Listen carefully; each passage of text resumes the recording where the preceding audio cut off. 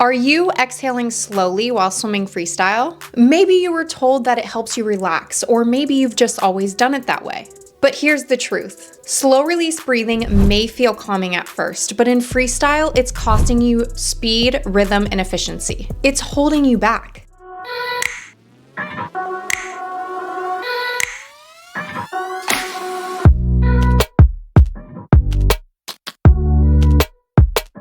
Today, I'm going to explain why this habit doesn't work, how it's hurting your stroke, and what you can do to fix it to swim stronger and faster.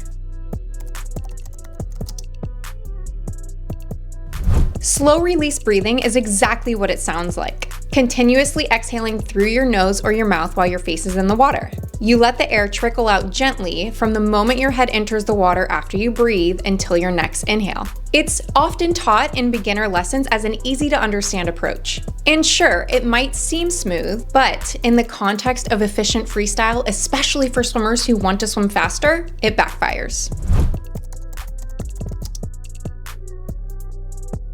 There are 4 main reasons why slow release doesn't work. The first is that you sink and you lose your lift. In swimming, your goal is to stay as lifted as possible in the water. You want to feel like you're riding high and gliding. Holding your inhale helps give you that lifted feel. It's the foundation. The second you start to exhale, you start to sink down in the water and you have to fight to stay lifted. The minute your body position drops, you switch from effortless lift and glide to fight and stress. The second reason is that you deplete too much air. When you slow release, you end up depleting your lungs and then gasping for air when the opportunity arises. You're rushing and you're in survival mode. It's a vicious cycle. Deplete your air, sink. Fight to stay lifted, gasp for air, and then repeat. You never want to exhale completely because that will just keep you in constant survival mode. The third is that you lose your rhythm. Swimming is a rhythm sport, and freestyle is no different. The second your breath breaks rhythm, everything downstream, your timing, your kick, your rotation, gets thrown off. Instead of getting rid of air quickly, you're dragging it out, which creates a timing issue. You end up rushing your breath or gasping for air, and that disrupts your rhythm. The fourth is that you lose your ability to focus on speed. The bottom line is that you're not going to see significant progress or time drops with this breathing method because you're focused on breathing for survival rather than swimming fast. Swimming will always feel harder than it should. So, what's the alternative? If you take one thing away from this video, let it be that you should always hold 50% of the air in your lungs at all times. This air supply is what helps keep you light and lifted in the water. Your breathing rhythm should be exhale, inhale, hold. Exhale, inhale, hold. Not exhale, inhale, exhale, inhale.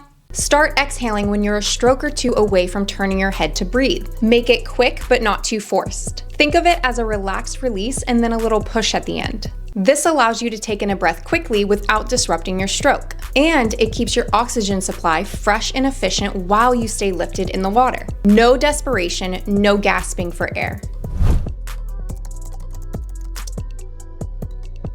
Try these 2 drills so that you can feel how breathing affects your stroke. The first is simply sinking. Stand in the shallow end, take in a breath, and then let all your air out in a strong exhale. Let yourself sink. I want you to do this drill so that you can feel what you're fighting against if you fully deplete your lungs. The second drill is swimming with focus. Push off the wall and swim easy freestyle.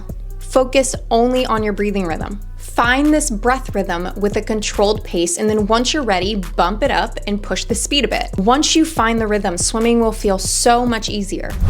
Breathing in freestyle isn't just about finding comfort in your stroke. It's about timing, lift, and rhythm. Ditch the slow exhale, replace it with this conscious rhythm. And you'll notice your stroke feeling smoother, your heart rate feeling more stable, and your swims feeling so much more powerful. You are in control. If you found this video helpful, hit the like button and subscribe for all things swimming. Share it with someone who could benefit from a deeper understanding of how to breathe properly in the pool. Happy training, thanks for tuning in, and I'll catch you in the next one.